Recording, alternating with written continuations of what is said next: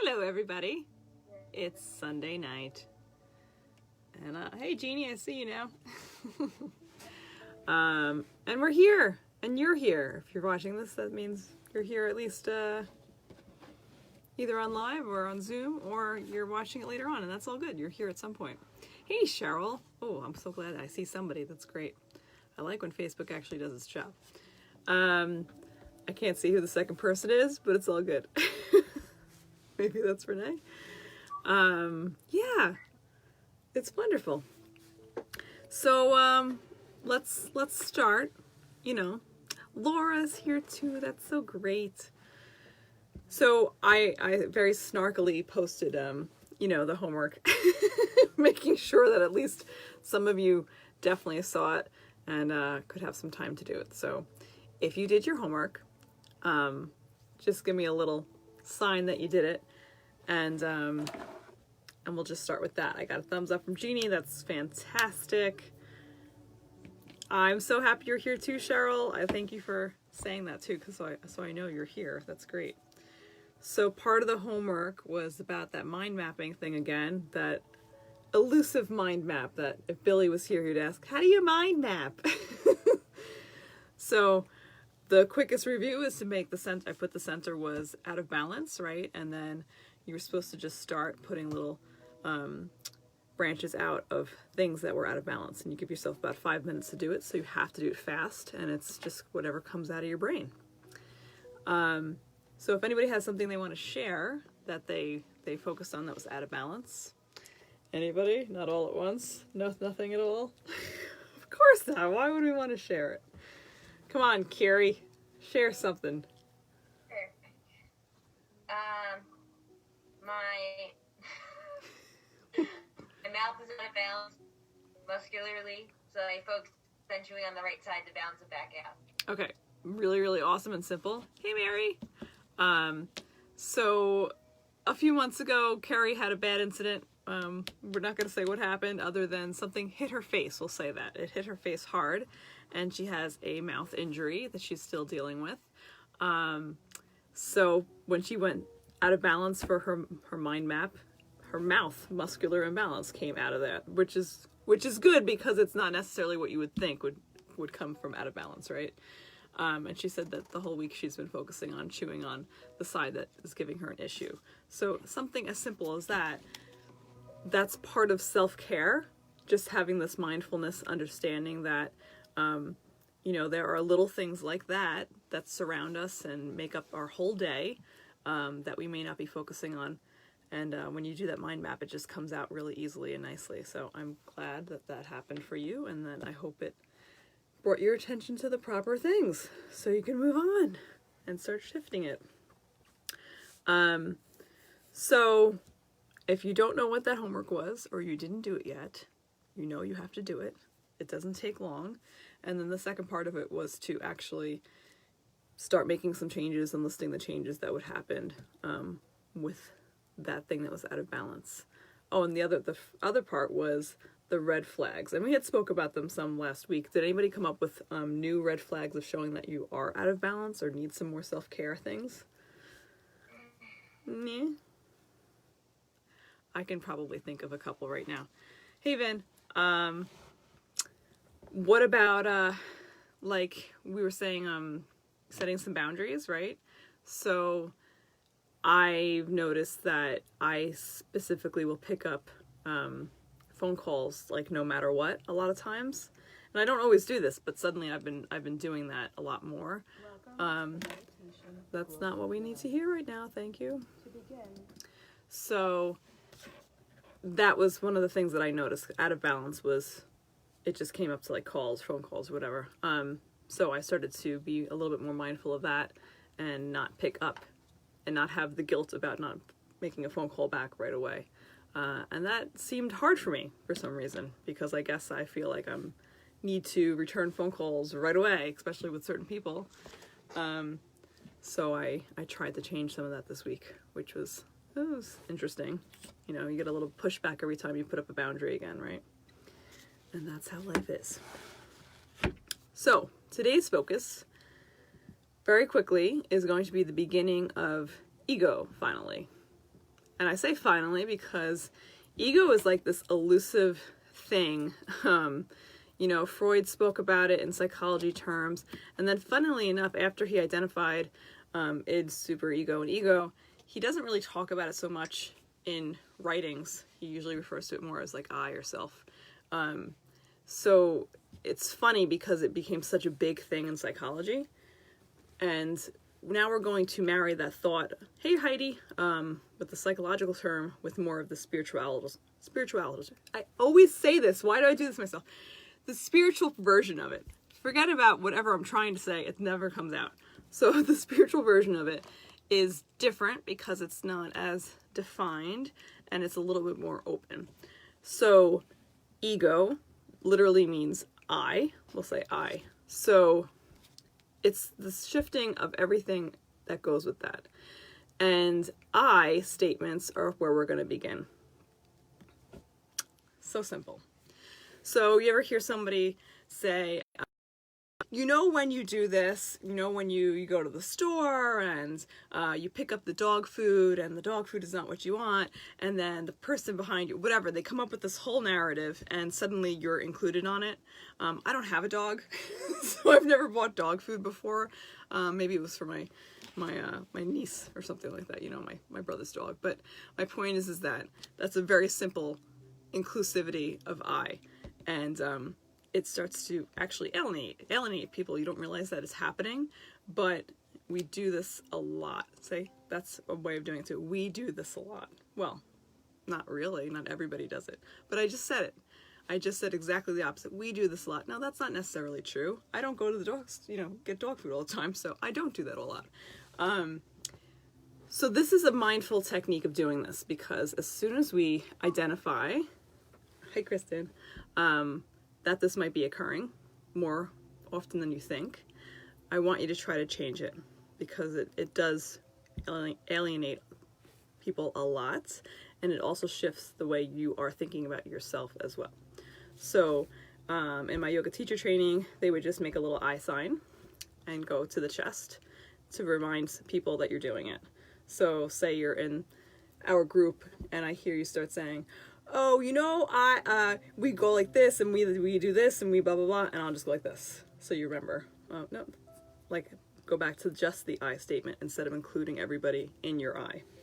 Can you guys think of anything like this where you felt a little awkward or alienated when somebody says a statement like that? Hey, John. I can think of quite a few. Usually it has to do with an emotional experience that I was not a part of. So somebody will start saying a narrative about, anything, the way their relationship is. That's a big one. The way their relationship is with their partner or their spouse.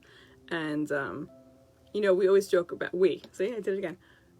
A lot of times people will joke about, this general thing that we do with spouses and how guys are, how women are, and stuff like that. And it can be fine and it can be really funny, but sometimes it could be really awkward. So my spouse probably doesn't do exactly the same things that your spouse does. So this is a good I one. I'm being vague. How are you guys doing over there? A little sleepy? A little bit. Okay, that's all good. Hey, Rob. So I'm just going to read a couple of things about the spiritual definition of ego. I'm on the wrong page. There we go. And this is going to clear up part of the I statements too. So I'll summarize it. From a spiritual perspective, the meaning of ego is considering oneself to be distinct from others and God due to the identification with the physical body and impressions in various centers of the subtle body. This sounds complex, it's not.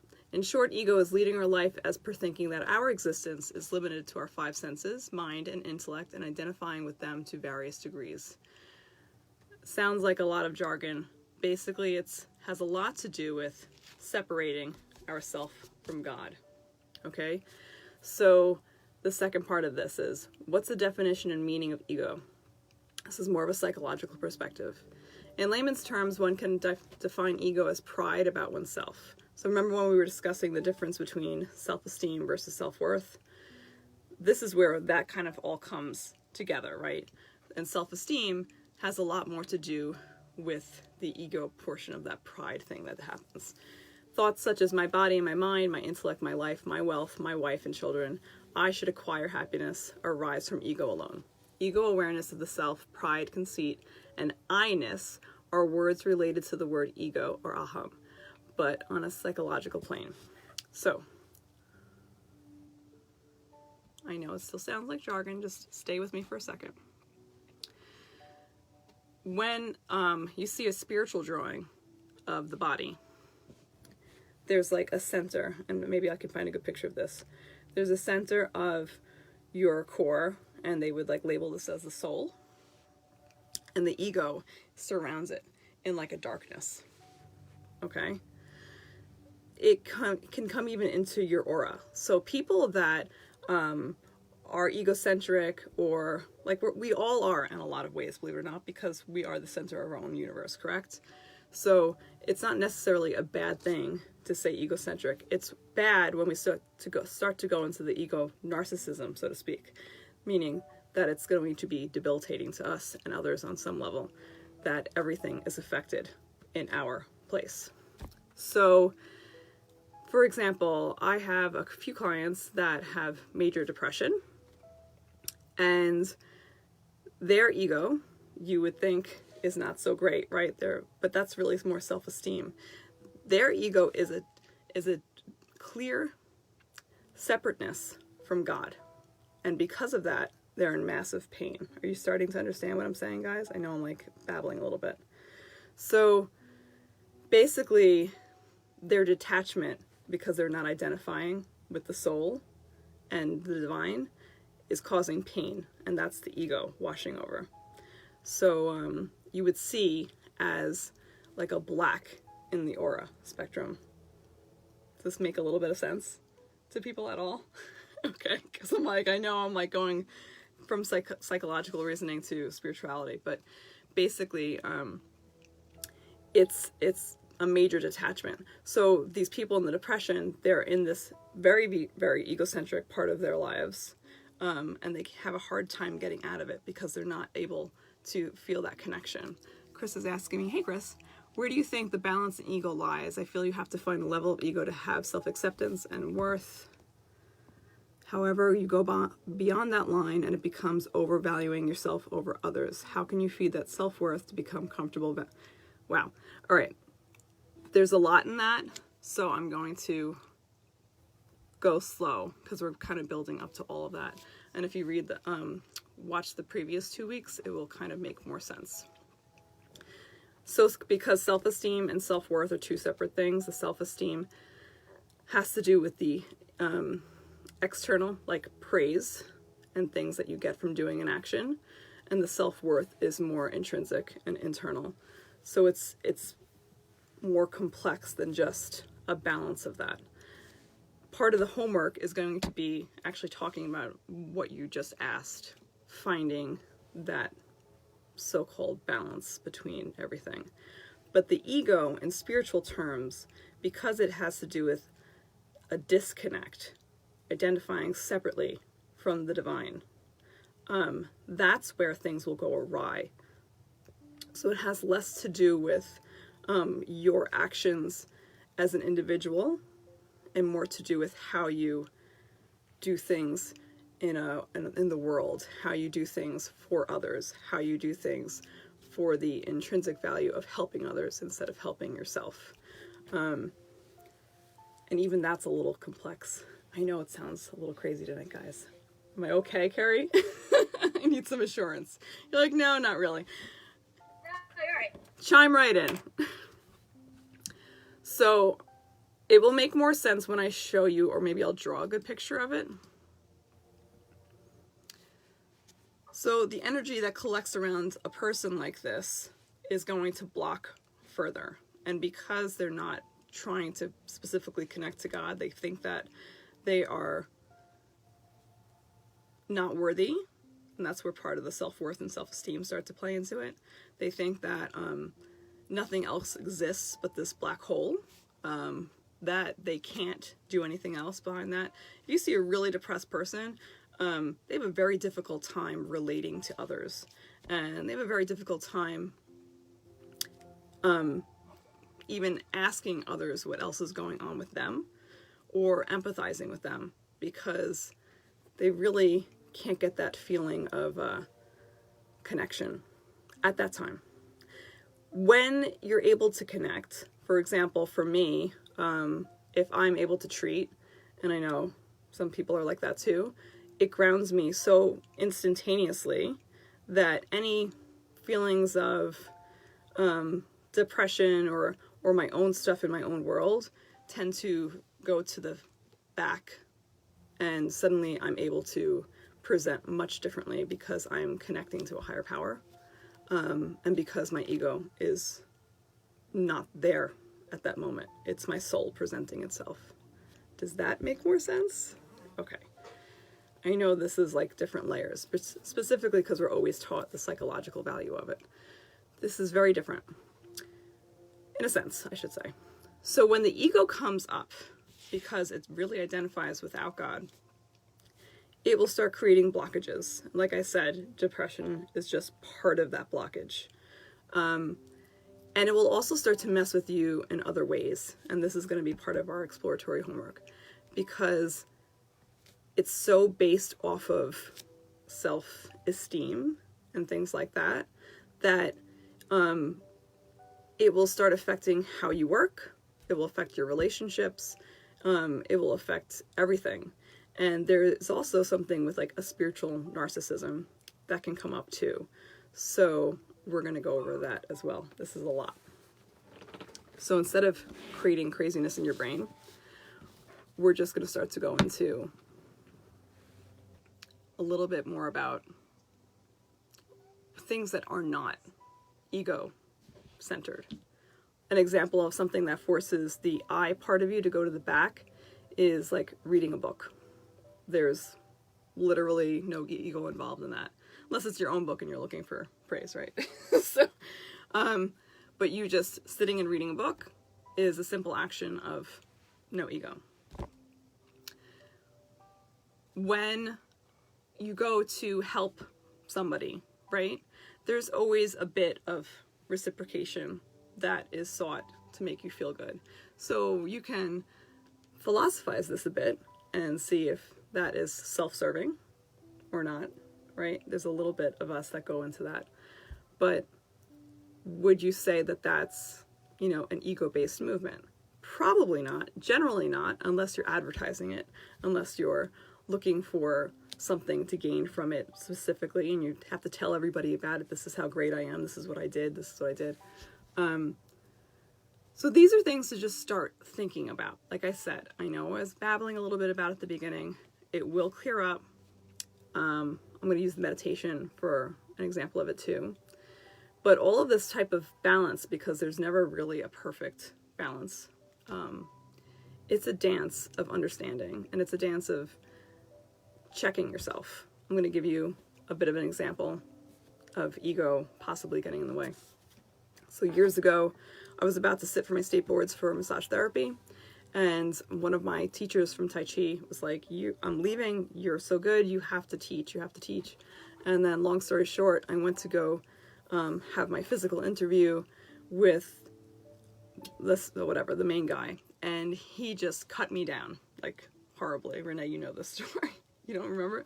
He cut me down really bad. He made fun of me. He made fun of the whole Tai Chi that we had learned. He was like really bad. And he was like, you need to be able to do this for 5 minutes, whatever. And I, thank goodness, did a self-check like right away. I was like, I'm not going to get mad. I'm kind of sad right now, but I have the boards tomorrow, so I'm just going to go home. I'm going to let it go for now, and then I'll get back to him after the boards and I'll figure it out. And it took a lot for me to figure out, like, what is my response going to be? Is it going to be based off of, like, do I just feel so insulted? And I know I'm better than that? Or is my ego going to get in the way and ruin my chance of, you know, doing something that I really want to do?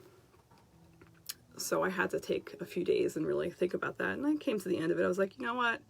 I think he was trying to break me down so that I could come work for free. you know, and then learn under him, and if that's how he wants to do things, and that's how he wants to do things, but I don't need to be part of that. So I was pretty gracious about it, and I left him a message. I said, thank you so much for the opportunity. I don't feel like it's right for me. And, I'll come back and I'll study more anyway.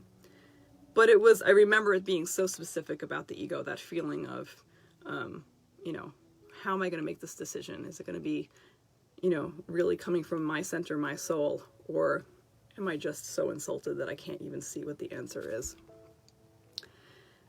And then there's that part that can start to degrade into a bad spiritual ego. Because him saying something like that to me did like shake my world pretty significantly, and right before the boards. But again, because of my practice, I was able to just kind of take myself out of it and say, you know what, like God showed this to me for a reason, gave me a choice, and I'm just going to start listening. So I just started to do a lot more deep listening, and that seemed to clarify things for me. So thank God for that. All right, I'm going back to you guys. So, Carrie, I know that you have a lot of background in this type of stuff. Is there any area in your practice where you feel like something like this would be worthy of explaining to your clients? Yeah, depending on the age. Yeah. Sure. And I know, like I said, what's that? What? I said I know it's a different version, too, from what, we're generally taught. But, I don't know. I just feel like it's interesting. I think, the spiritual ego contributing to a disconnect with others would probably be a talking point that I would use. I was just curious. Okay. Carrie works with kids with trauma cases primarily, so it's just interesting for me to hear all that stuff, because that's my background from years ago, psychology, and then, I went more into spiritual stuff, so I like playing with both and seeing where everything goes together. And they really do go together, so it's kind of crazy. So just to review a little bit, that black energy that happens because of this disconnect, it actually becomes another blockage. So it's not just a cycle of it, but it becomes a blockage. So another good example of this, if you ever feel like you're kind of spiraling, having a hard time, hard time connecting, hard time feeling happy, just generally a hard time. You ever notice how once you let yourself stay there for too long, like you don't purposely do things to make yourself feel better, you don't reach out, you don't look for help, you ever notice how much harder it is to get that feeling back? So if you ever stay there for too long, right, it's so much harder. It's so much harder.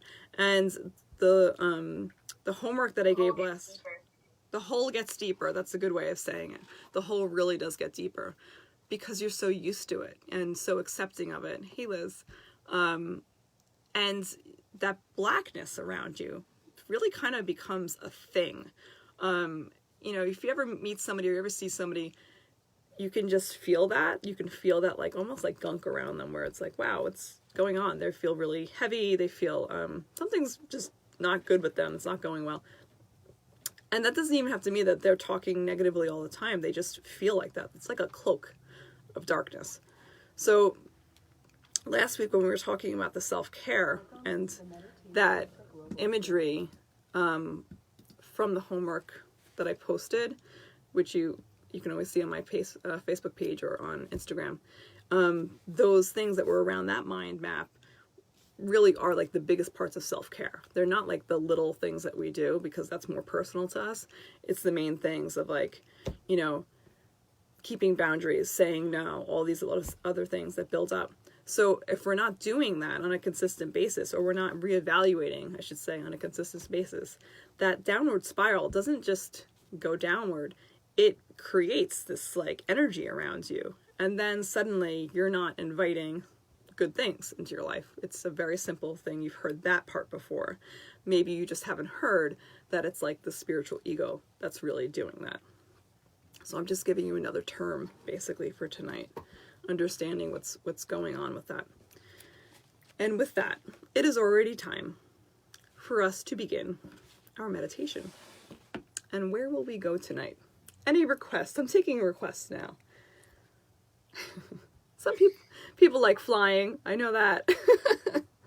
Yeah, you want to fly. Hey, Wendy. Yes, Chris says spin your wheels in mud and you just sink more. Right. So go back to those self-care things with the web, with the mind mapping. And you need to ask for help, right? And you need to start setting those boundaries, saying no, setting alone time, also setting aside time for socializing. This is all part of self-care, because if you stay alone all the time, guess what? You go deeper into that hole. So, okay, so request for meditation? Nothing? What? You want more matcha tea? No.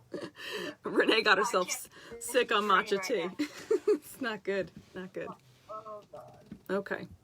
All right. So if you don't have anything you specifically want, we're just going to go right in. So close the lights.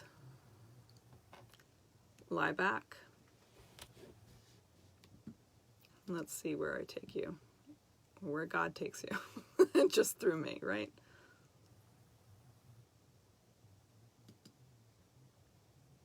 Okay. So as you connect to your breath, make it nice and slow. Bring your hands together first, just in prayer pose. And then start cultivating that energy, that chi. So you're just going to go back and forth. We've been doing a little bit more of this every week. My hands look so big here. Back and forth. And allow the hands to mimic the breath. So if you're inhaling, expand. And if you're exhaling, slowly bring them closer together.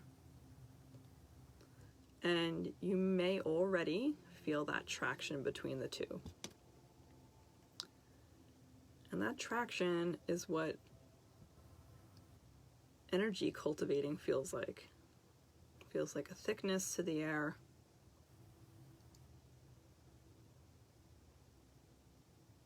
And then there might be some heat coming around. You might even feel some coolness around your hands.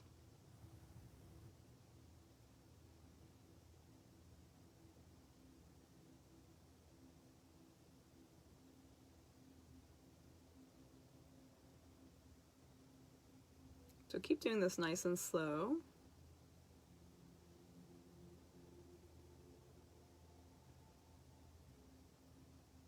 Allow the breath to expand all the way across the chest, bringing the shoulders back and down.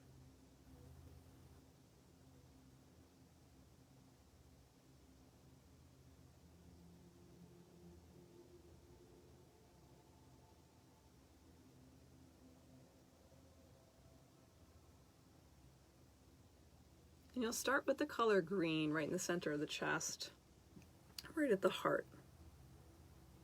And this time it's very pinpoint, really, really bright, vibrant, emeraldy mixed with some lime shining out. And that green is going to start to expand, and it's going to come right between your hands. So now we're purposely playing with the energy from the heart chakra. So a different intention. Usually we're spreading out the colors, and right now we're focusing primarily on that one color.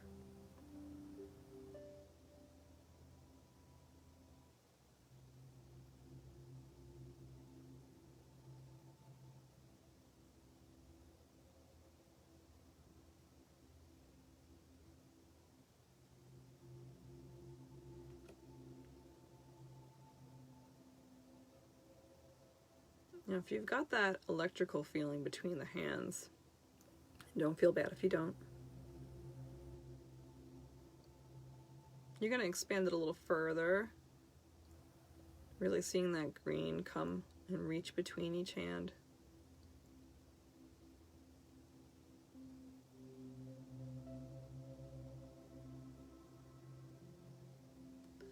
Then you're going to take your middle finger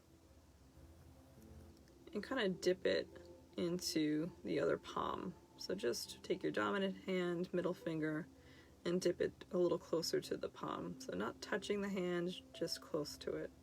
And you might start to feel this cultivating in the center of the palm.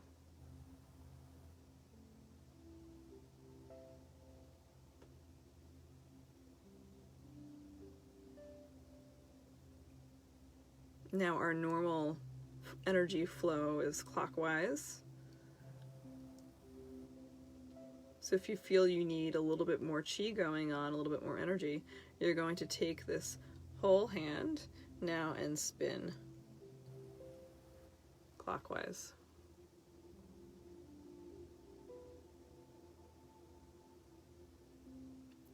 Take note of any tingling in the fingers and the hands.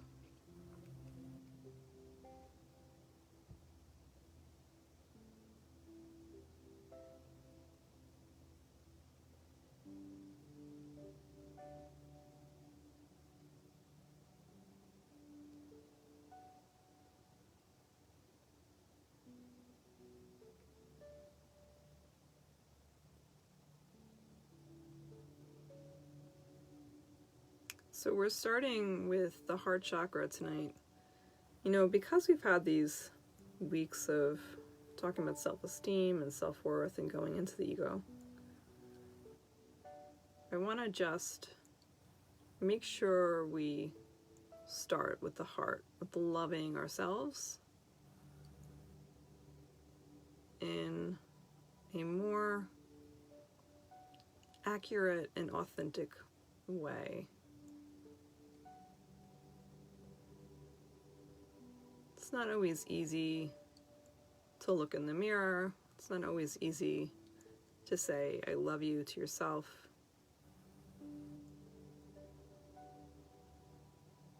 But if you're connecting to your soul, and your soul is the place that connects to God, the ego muddles us up. So if we take away that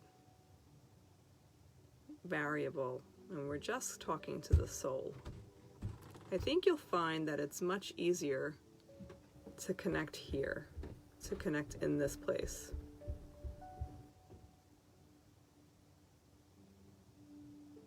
And this place is really smooth and soft and very, very strong at the same time.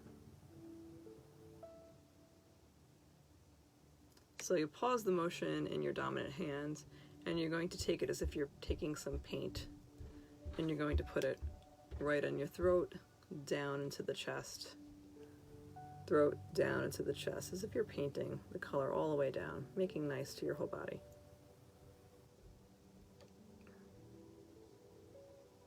And now in your mind's eye, you'll actually see green coming from the throat to the heart.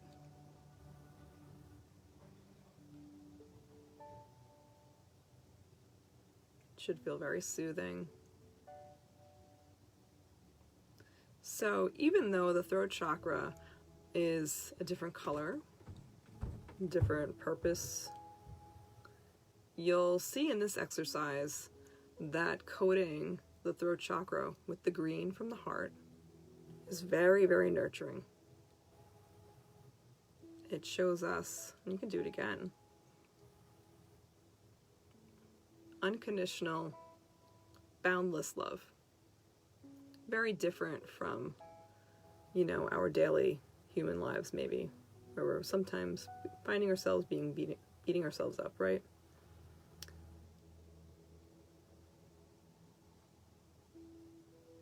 And if you're a person that has a great way of talking to yourself in the mirror, then good for you. This still is going to feel good for you, I know that. So painting that green from the throat to the heart. And it will do no damage to you, it's just going to make you stronger in that arena. Good. Now you're going to take your non-dominant hand, put that one more on top.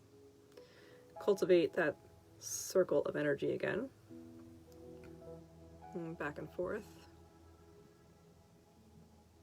Waiting for that growth to happen. Remember, if you don't feel it yet, it doesn't mean you stop. You just keep playing with it.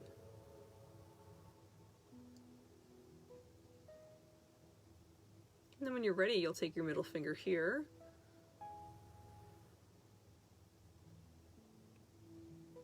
And start making that circle again. You know, and sometimes with your non-dominant hand, you might feel called to make the circle the other way. So whatever feels right to you is what you should do. And we don't really have people saying that a lot to us in our lives, but that's what you need to hear right now. Whatever feels right to you is what you should do.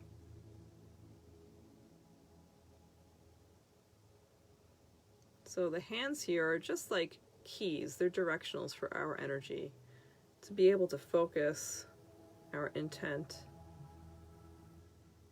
and giving each part of it a voice. So if you have that green still there, you're going to do something a little bit different now. You're going to take a big feeling of glob of it, like you're getting that green paint, and you're now going to bring it right into the third eye area. Very, very soft again, very loving action. So remember what I said. Well, it may not always be easy to connect to the outside parts of you. Connecting to the soul is the most rewarding. So here we are connecting to the third eye area that goes deep into the pineal gland. Helps us know things that maybe we're not supposedly supposed to know, but we need to. And it relaxes this whole area.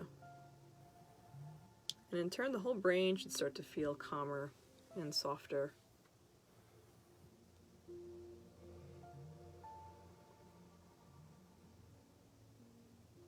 And then you're going to take both hands and you're going to make it more like taffy, where you're pulling this apart. And then you're going to bring it right by your ears. I like to bring my index fingers behind the ears because that feels good. And then softly resting right on the face, by the mandible, the jawline. And there's a really nice heat that will come here. If it's too much for the face, just take the hands away.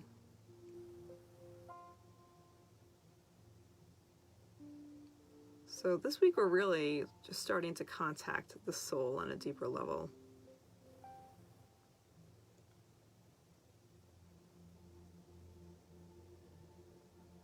And here the intention is to open our ears for listening and for receiving.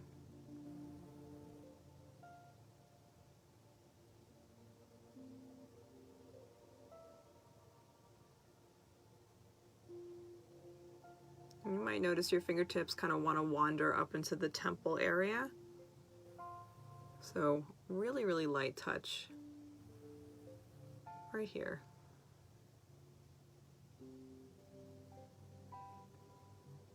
And if your hands are really calm, you might feel the pulse coming here.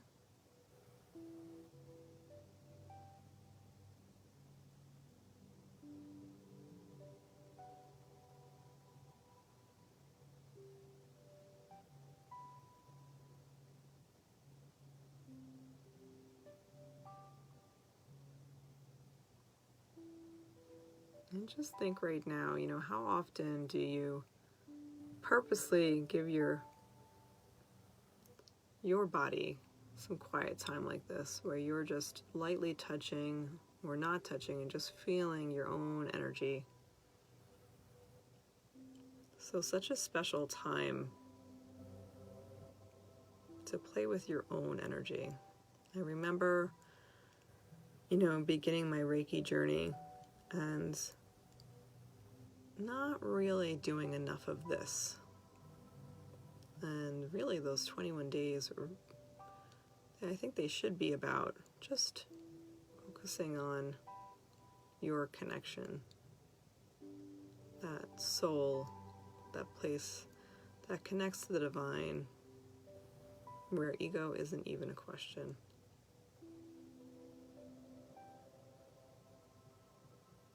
So if you start to kind of go from the center around the third eye and just hovering over that area and petting towards the outside, so sort of smoothing that energy over about 1 to 2 inches away from the face, you'll still feel that softness, that energy.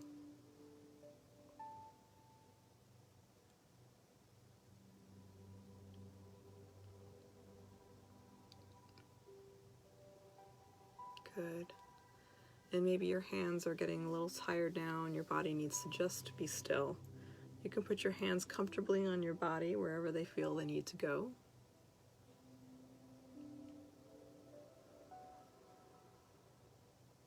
Beginning to really enjoy that softness here. And then giving yourself time to leave the body. So we'll have a few minutes of just fully letting your soul to move out, all the colors to start to just fly away.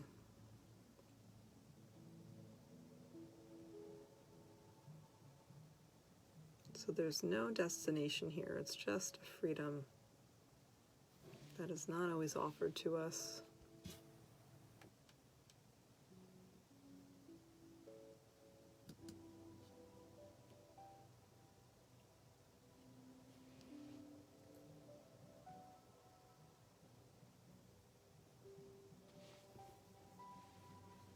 And making sure you're taking really, really deep, long breaths.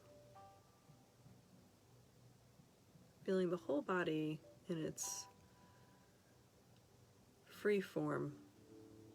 So you have colors, you have energy, you have light. But there is no heaviness to worry about.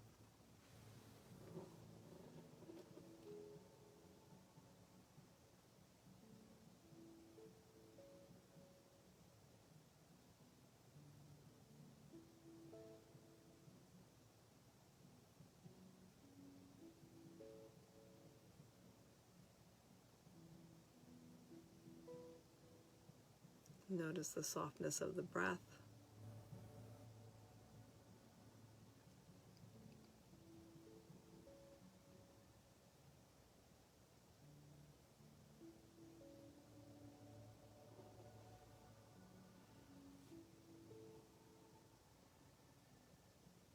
Notice any heat coming up.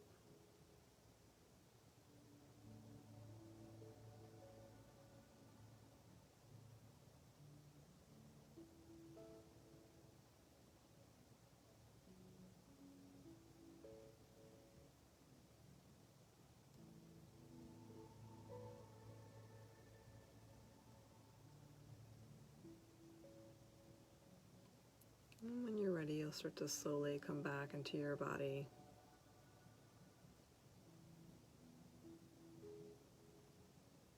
Taking the time to enter softly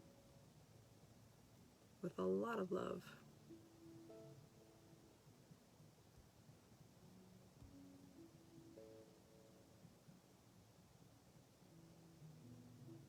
Noticing how each part of you settles back differently.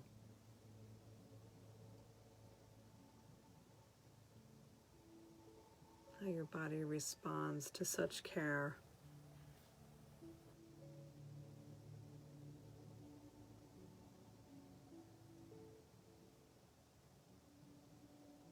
How it feels to have given your whole body some time to receive.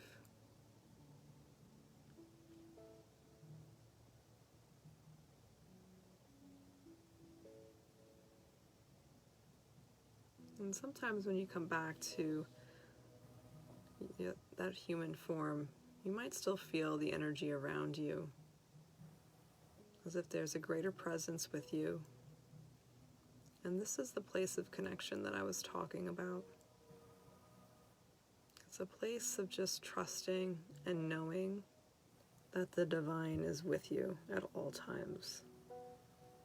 Even when things feel sloppy, even when your emotions or all over, even when you feel really, really deep in it. The divine is there. And if you can take the time